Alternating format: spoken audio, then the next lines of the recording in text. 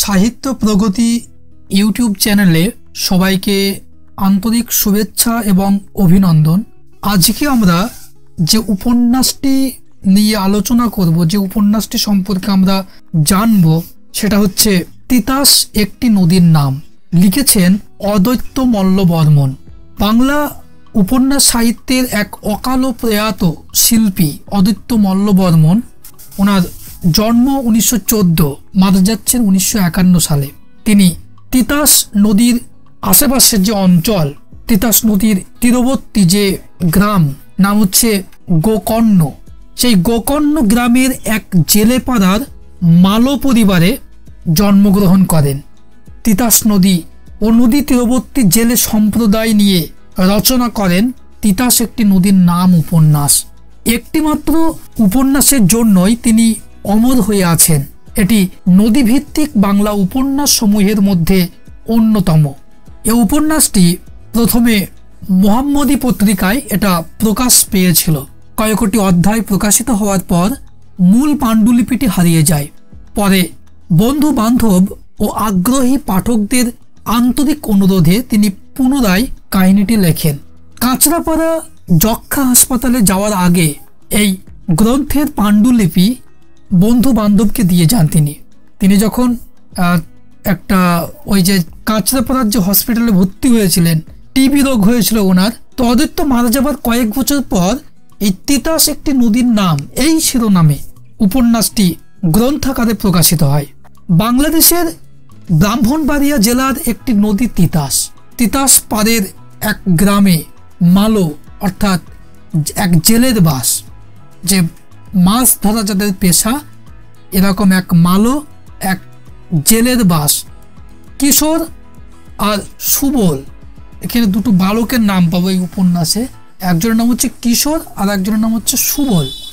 তো কিশোর আর সুবল নামের এই দুই বালক সেখানেই থাকে। ওদের খেলার সাথী বাসন্তী। বাসন্তীর মার ইচ্ছা এদের একজনকে বাসন্তী গ্রহণ করুক। তবে এবার যেহেতু দুজন রয়েছে, কিশোর এবং সুবল, বাসন্তী যদি বলে একজনকে গ্রহণ করুক, যেটা বাসন্তীর মার ইচ্ছা, কিন্তু দুজনের মধ্যে কাকে গ্রহণ করবে? তো বাসন্তী মনে মনে পছন্দ করে কাকে? কিশোরকে। এদিকে কিশোর আর সুবল মানে পাকা জেলে হয়ে যায়। তারা মানে এখন মাছ ধরতে বা দূর নদীতে বা গভীর জলাশয়ে মাছ ধরতে ওদের কোনো অসুবিধা হয় না, মানে একদম পাকা জেলে হয়ে যায়। তো কিশোরের নৌকাতেই সুবল কাজ করে। একদিন তারা মাছ ধরতে অনেক দূর দেশে চলে যায়। ঘটনাচক্রে একটি মেয়েকে পছন্দ হয় কিশোরের এবং দ্রুতই মালা বদল করে বিয়ে করে। কে বিয়ে করছে? কিশোর বিয়ে করছে। এবার নতুন বউ নিয়ে বাড়ির পথে রওনা হয়। পথিমধ্যে এক রাতে নৌকোয় ডাকাত আক্রমণ করে।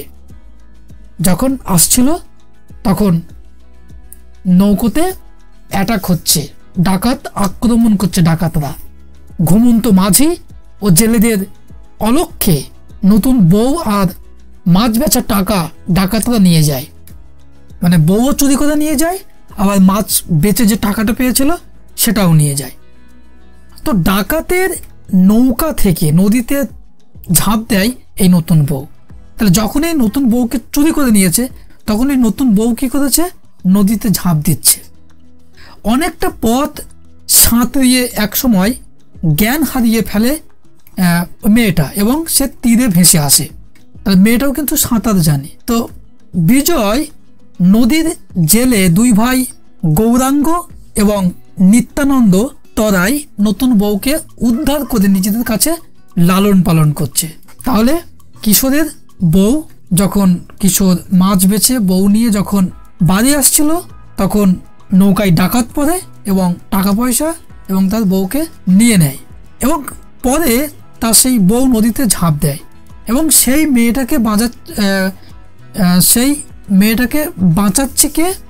দুই ভাই, একটা হচ্ছে গৌরাঙ্গ আর হচ্ছে নিত্যানন্দ তরাই, এবং তাদের কাছে সে লালন পালন হয় এবং নতুন বউয়ের একটি ছেলে হয়, নাম রাখে অনন্ত। অন্যদিকে আমরা দেখব যে নতুন বউ আর টাকা হারিয়ে কিশোর পাগল হয়ে বাড়ি ফেরে। সুবল বাসন্তীকে বিয়ে করে, কিন্তু বিয়ের পরপরই ঝড়ের রাতে নৌকায় কাজ করতে গিয়ে সুবল মারা যায়। তখন কিন্তু বাসন্তী আবার বিধবা হয়ে যাচ্ছে। তো কয়েক বছর পরে অনন্ত তার মাকে নিয়ে তিতাস পাড়ে কিশোরদের গ্রামে নতুন বসতি স্থাপন করে, কিন্তু পাগল কিশোর অনন্তর মাকে চিনতে পারে না। মানে এদিকে কিশোর পাগল হয়ে গিয়েছে, আর ওদিকে বাসন্তীর সঙ্গে তোমার সুবলের বিয়ে হয়েছিল, তো সুবল তো মারা গেল। তো এবার এই অনন্ত এবং অনন্তর মা তারা কিন্তু এই কিশোরদের গ্রামে আসে। এদিকে তো কিশোর পাগল হয়ে গেছে, কিন্তু পাগল কিশোর অনন্তর মাকে চিনতে পারে না। অনন্তর মার সাথে পরিচয় হয় কার? বাসন্তীর। এবং বছর দুয়েক পরে এক হোলির দিনে পাগল কিশোর বেশ মানে চেপে ধরে অনন্তর মাকে, বা জাপটে ধরে। তো অনন্তর মা জ্ঞান হারিয়ে ফেলে। লোকজন পাগল কিশোরকে গণপিটুনি দেয়। একটা মেলায় বা সভায় কোনো অপরিচিত মেয়েকে যদি কেউ এরকম গায়ে হাত পায়ে হাত দেয়, তাহলে মানুষ তো মারবেই, তো গণপিটুনি কিন্তু দিয়ে দেয়। তো পরের দিন কিশোর মারা যায়, এবং এই গণপিটুনি দেওয়ার ফলে পরের দিন কিশোর কিন্তু মারা যাচ্ছে। তো দিন চারেক পরে অনন্তের মাও কিন্তু মারা যায়। তো এতিম অনন্ত, বাপ নেই, বাপ মা মরা অনন্ত, এতিম অনন্ত আশ্রয় পায় কার কাছে? বিধবা বাসন্তীর কাছে। কিন্তু অভাবের সংসারে অনন্তের ঝামেলা নিতে কিন্তু রাজি হয় না বাসন্তীর বাবা মা। কিছুদিন অনেক কষ্টে বাসন্তী অনন্তকে লালন করলেও শেষে আর পেরে না উঠে তাকে কি করলো? তাড়িয়ে দিল। আশ্রয়হীন অনন্তের আশ্রয় হয় নিঃসন্তান উদয় তারার কাছে। আর একটা মহিলা আছে যার ছেলে মেয়ে হয়নি, তার নাম হচ্ছে উদয় তারা, তার কাছে। তো উদয় তারার সাথে তার ভাইয়ের বাড়ি বেড়াতে যায় অনন্ত। সেখানে পরিচয় হয় অনন্ত বালার সাথে। তো সেখান থেকেই অনন্ত এবার কি করে? ঝুঁকে পড়ছে লেখাপড়ার দিকে। অনেকটা বছর কেটে গিয়েছে। হঠাৎ একদিন তিতাসের বুক জুড়ে বিশাল চর জেগে ওঠে। তিতাস নদী মাঝখানে একটা চর, একটা ডাঙা উঠেছে। সেই চর দখল করে কারা? ধনী কৃষকরা, যারা ওই এলাকায় বেশ টাকা পয়সাওয়ালা, জমি জমা রয়েছে এমন কৃষক, যারা ওই চরটা দখল করে। তো চরের অধিকার থেকে মালদের সঙ্গে ভূমিহীন কৃষকরাও বঞ্চিত হয়। অর্থাৎ যারা গ্রামের বেশি জমি জায়গা আছে, তারা আবারও চাচ্ছে ওই জমিটা নেবে, চরের জমি। তাহলে যাদের জমি নেই তারা নিক, কিন্তু না, তাহলে সেই চরের অধিকার ধনী কৃষকরা পাচ্ছে। তারা কারা পেল না ওই মালদের সঙ্গে, অর্থাৎ যারা মাছ ধরে জীবিকা নির্বাহ করে তারা, আর হচ্ছে ভূমিহীন কৃষক যাদের জমি নেই, অন্যের জমিতে কাজ করে তারা। তো জেলেরা অসহায় হয়ে কিন্তু চেয়ে থাকে।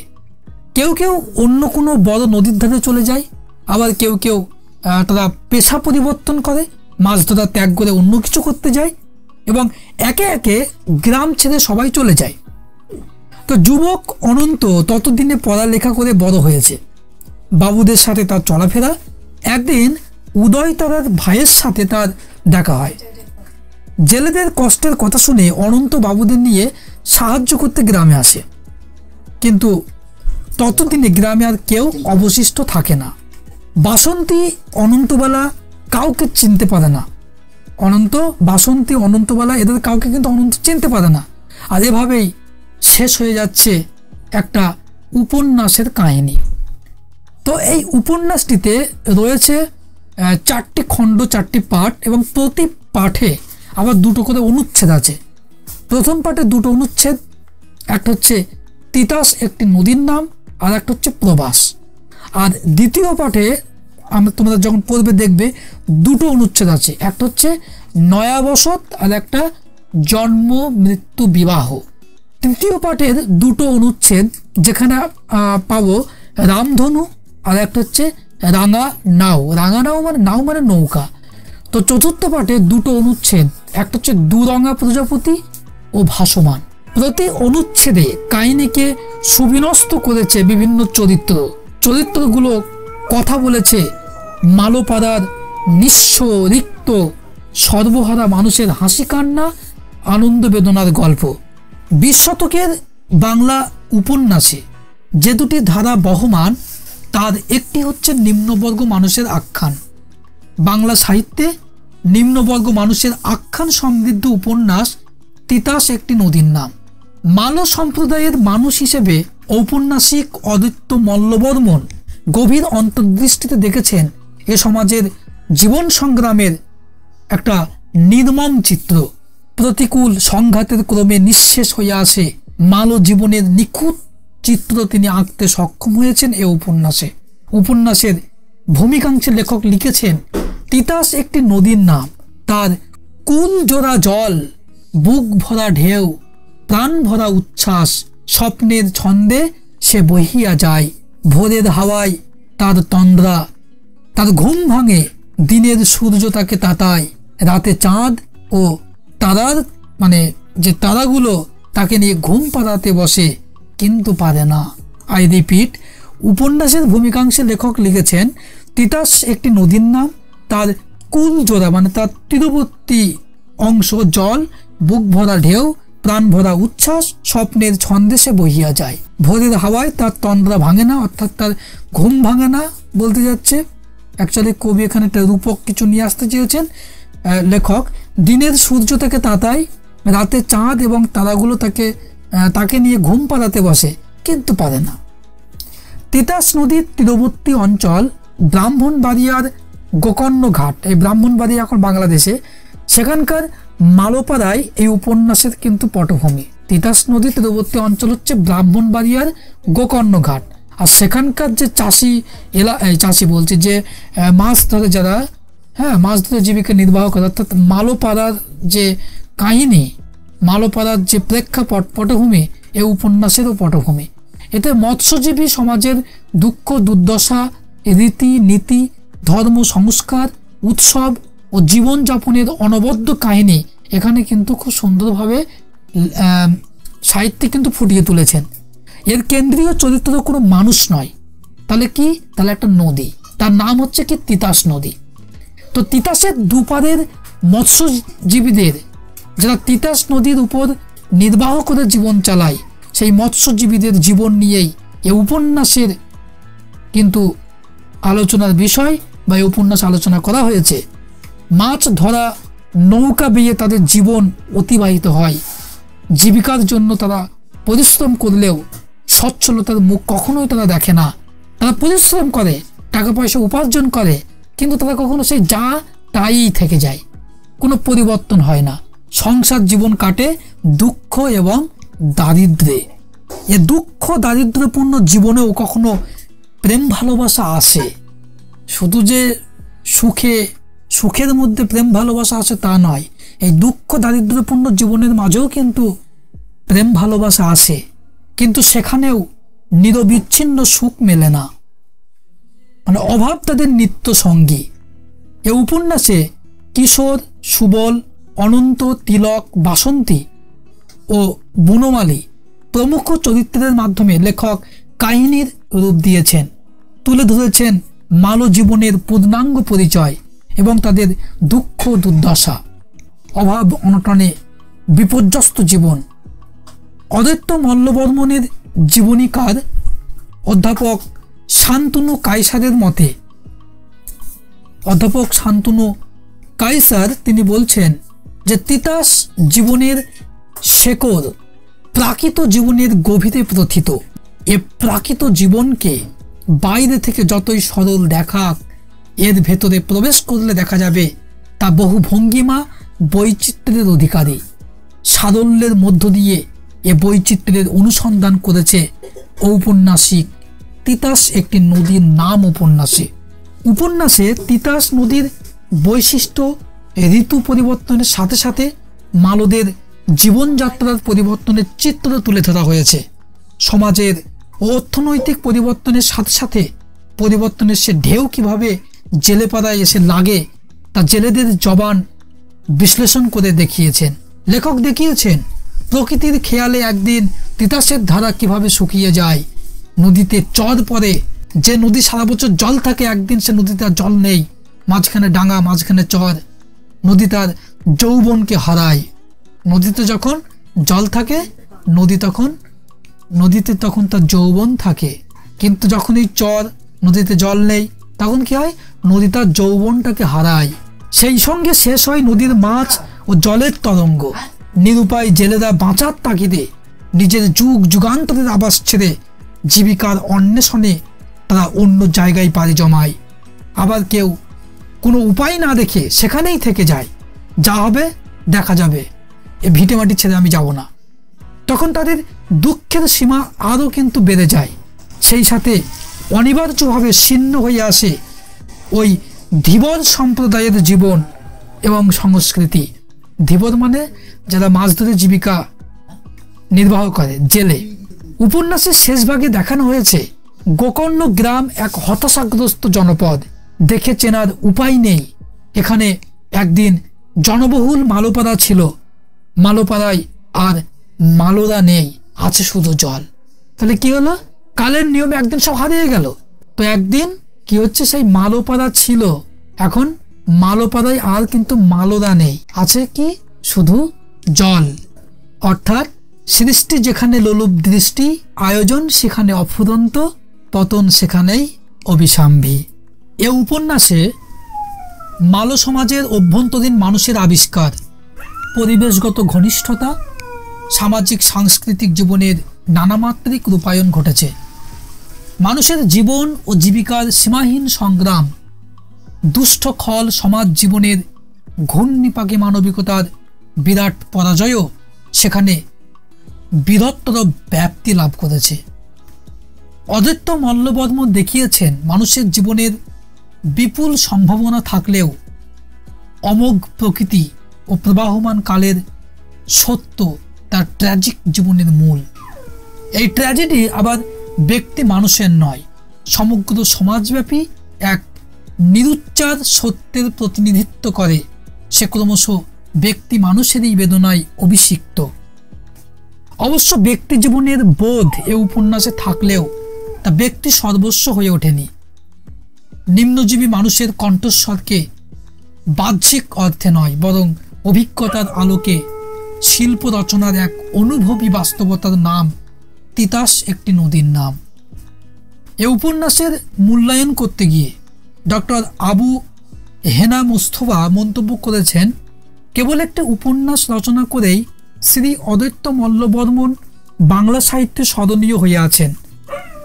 ব্রাহ্মণবাড়িয়ার অন্তর্গত গোকর্ণ গ্রামের ধীবর সম্প্রদায়ের জীবন চর্চা তার তিতাস একটি নদীর নাম গ্রন্থে যে আন্তরিক মমতায় রূপায়িত হয়েছে তার তুলনা বাংলা সাহিত্যে খুব বেশি নেই। দরিদ্র ধীবর পরিবারের সন্তান অদ্বৈত মল্লবর্মণ তার ব্যক্তিগত অভিজ্ঞতা ও সুগভীর অন্তর্দৃষ্টির বলে এক উপেক্ষিত সমাজের জীবন সংগ্রামের কাহিনীকে দিয়েছেন অবিনশ্বরতা। অদ্বৈত মল্লবর্মণ মালো সম্প্রদায়ের লোক ছিলেন। তিনি তার ব্যক্তিগত অভিজ্ঞতা ও সুগভীর অন্তর্দৃষ্টির কারণেই উপন্যাসটির মালো তথা ধীবর সমাজের নিষ্ঠুর জীবন সংগ্রামের সাধারণ কাহিনী হয়ে উঠেছে অসাধারণ। বাস্তব জীবন অভিজ্ঞতা থেকে রচিত এই উপন্যাস জেলে সম্প্রদায়ের জীবনের ঘনিষ্ঠ বর্ণনা সমৃদ্ধ। লেখক অত্যন্ত দরদের সাথে দক্ষ লেখনীর মাধ্যমে তাদের জীবনের কথা তুলে ধরেছেন, যা আজও জেলের জীবনের বিশ্বস্ত দলিল হিসেবে বিবেচিত। এ উপন্যাসের মাধ্যমে নদীমাতৃক দেশের সাহিত্যের নদী সম্পর্কিত উপন্যাস ধারা পেয়েছে পূর্ণতা।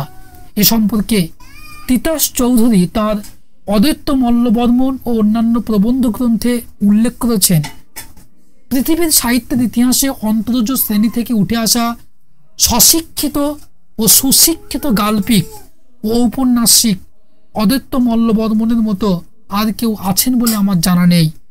সেজন্যই তার উপন্যাস তিতাস একটি নদীর নাম এক স্বকীয় বৈশিষ্ট্য উজ্জ্বল। এর সঙ্গে কারো উপন্যাসেই মেলানো যায় না। তিনি যাদের মধ্য থেকে বড় হয়েছেন তাদের কাহিনী নিয়েই উপন্যাসের ঘটনাবলী সাজানো হয়েছে। তিতাস নদীর তীরে জেলেদের গ্রাম, সে গাঁয়ে তারা যুগ যুগ ধরে বসবাস করে, তাদের জীবিকা নির্বাহ হয় এই তিতাস নদীর বুক থেকে। ধন্যবাদ।